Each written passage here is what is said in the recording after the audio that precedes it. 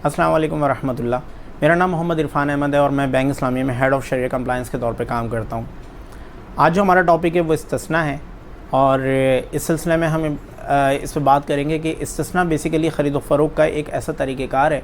जिसमें जो ख़रीदार है वो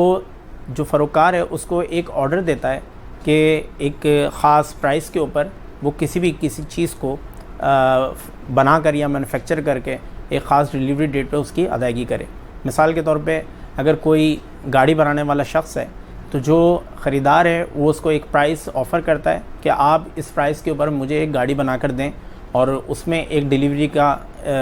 की तयन कर लिया जाता है, एक डेट बता दी जाती है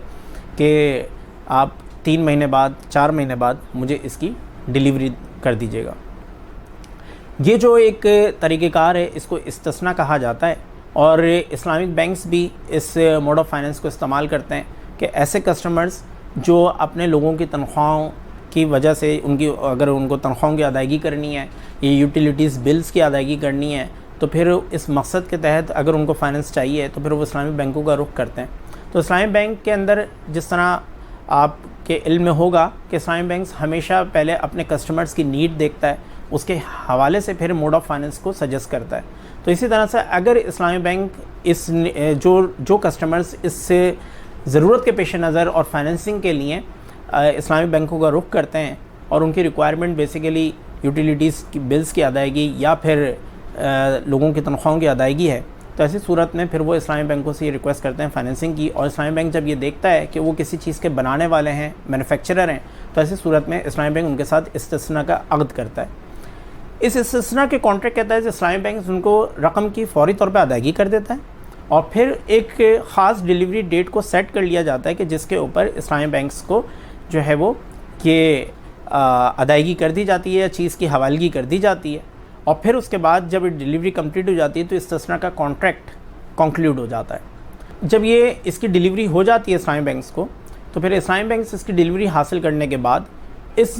ये जो गुड्स होती हैं इनको मार्केट में फ़रोख्त कर देता है और इसके जो आपने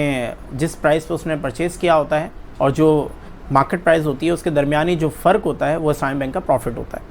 इस्लामिक बैंक इस मकसद के हुसूल के लिए डिलीवरी के बाद अपने क्लाइंट को अपना वकील भी मुकर्रर कर सकते हैं और नॉर्मली ये देखा गया है कि इस्लामिक बैंक ज़्यादातर केसेस में उसी को अपना वकील मुकर्रर करते हैं ताकि वो इन चीज़ों की जो या इन गुड्स की जो डिलीवर की गई हैं उसको मार्केट में उन वकील के ज़रिए से इसको आगे फ़रोख्त कर सके और फिर इसके ऊपर अपना नफ़ा जो है वो कमाया जा सके। इस्लामिक बैंक्स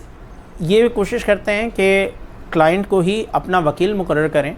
ताकि डिलीवरी के बाद फिर वो इन गुड्स को आगे मार्केट में सेल करें और जो भी इसकी प्राइस है वो इस्लामिक बैंक्स को डिपॉज़िट करा सकें। इसके अंदर एक और भी मामला किया जाता है कि इस्लामिक बैंक जब ये देखते हैं कि जिस प्राइस पर उन्होंने चीज़ को ख़रीदा था और जो प्राइस जो उनका डिज़ायर्ड रिटर्न था, तो जितनी प्राइस में उनका डिज़ायर्ड रिटर्न अचीव हो जाता है, मिसाल के तौर पे अगर वो एक चीज़ को ₹1,00,000 में परचेज़ करते हैं, ₹1,00,000 में परचेज़ करते हैं और इस्लामिक बैंक इसके ऊपर ₹15,000 का नफ़ा कमाना चाहते हैं, तो अगर वो मार्केट के अंदर 1,15,000 से ज़ायद कीमत पर फ़रोख्त होती है तो जितनी ज़्यादा कीमत पर फ़रोख्त होती है वो एजेंट को एज एन इंसेंटिव के तौर पे भी उसकी अदायगी कर दी जाती है। तो इस तरह से एक इस्लामिक बैंक के अंदर इस्तिस्ना का अक़्द जो है वो मुनक़्क़िद किया जाता है।